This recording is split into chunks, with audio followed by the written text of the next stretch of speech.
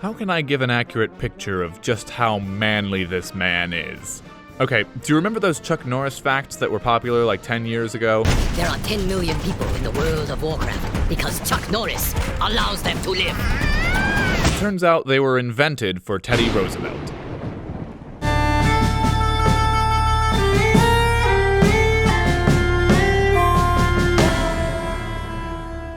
This episode is sponsored by the Great Courses Plus. Free stuff at the end of the video. Now, young Teddy was actually a sickly kid with terrible asthma, but by age 7 he was already a hunter and a museum curator. It all started when he got a discarded seal head from the local market and proceeded to spend the next 2 years killing any living thing he could get his hands on and stuffing them in his bedroom. He then grew up to be a gentleman and a scholar, graduating Harvard magna cum laude and becoming a published historian and ornithologist on top of joining the rowing and boxing teams. Now, crippling asthma wasn't good for such an intrepid young man, so he overcame it with sheer force of will. His doctors told him, "Hello, Theodore. Yes, I wanted to inform you that you shouldn't be doing anything that might trigger your asthma. It could have serious adverse effects on your health, potentially leading..." Gotta stop you right there, Chief. Live fast, die young. Know what I'm saying? Where are you right now? But things weren't all alpine sunshine. Shortly after his daughter was born, his mother died of fever. Thank God I have you for support, honey. Where's Alice? And so Roosevelt makes like Batman and vows to fight for justice. He becomes a politician in New York City, sniffing out corruption and running up against party leaders. Until soon he became a party leader, until soon he lost support. So he did the next best thing and became a cowboy, moved to Dakota and dropped 14 grand on a cattle ranch. Again, he displays his mastery of the art of manliness in a local saloon, when a man with a gun trots in and orders a round for the house, on Teddy. So Teddy socks him in the jaw and knocks him senseless. Teddy Roosevelt brought a fist to a gunfight and won. Satisfied with his time in the frontier, and also because a bad winter killed all his cows, he returned to New York, this time setting out to reform the police force, so that his men were manly and not using the NYPD as a cushy political job. Speaking of political jobs, Teddy made campaign speeches for McKinley, and now he's Assistant Secretary of the Navy. But Teddy didn't believe in cushy. He took on most of the duties of his boss and started advocating to kick Spain out of Cuba. And the president agreed, but he wanted to kick Spain out diplomatically. And then the Maine blew up. McKinley, to his credit, was still trying to de-escalate the situation, but yeah, that didn't happen. Roosevelt, I'm afraid we're going to war. One step ahead of you, Chief. Also, I quit. What? Can't waste an opportunity to fight on the front lines. Yeah!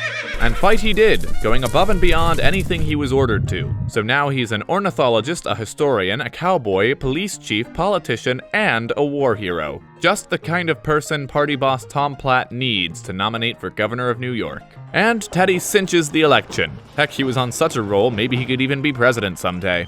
And then the vice president dies, and Teddy's friends tell him, "Hey, you should run for VP." Teddy says no, because the VP does nothing, and then he gets a message from McKinley saying, "Just so you know, you're not allowed to be my VP. But then... Hear ye, hear ye! Vote Roosevelt for VP at the Republican Convention!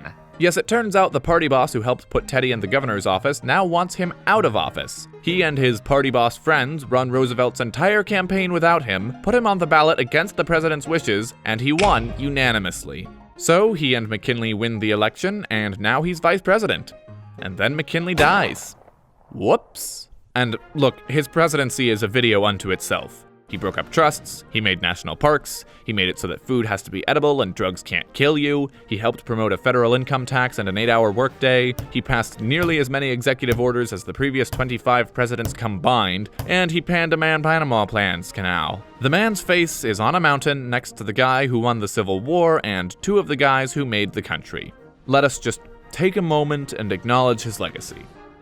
And now let's move on to the fun stuff. It's 1908, and Teddy chooses not to run for a 3rd term. Instead, he installs his friend Taft as basically a younger version of himself, and runs off to Africa where he kills 11,000 animals and brings their bodies to the Smithsonian.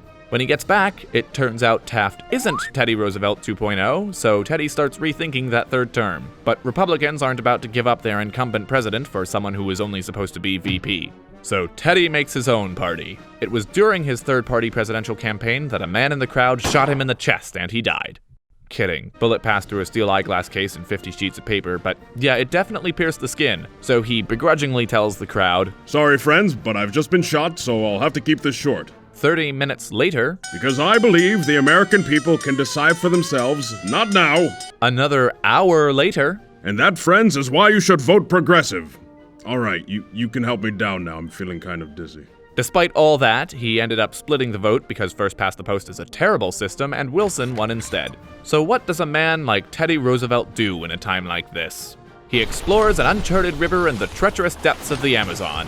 On this charming trip, one guy dies, one guy gets murdered, and one guy gets left for dead. And Teddy gets an infection so bad he starts reciting another man's fever dream. Then one of the most traumatic and devastating conflicts in human history popped up, and 58-year-old Teddy spotted an opportunity to relive his glory days. He wrote to the government saying, Ooh, put me in, Chief, I can take him. And he got permission from Congress, but Wilson was a total buzzkill and said no. Then Teddy developed some breathing trouble, his doctor made him feel better, and then death came for him in his sleep so he could avoid getting roundhoused in the face.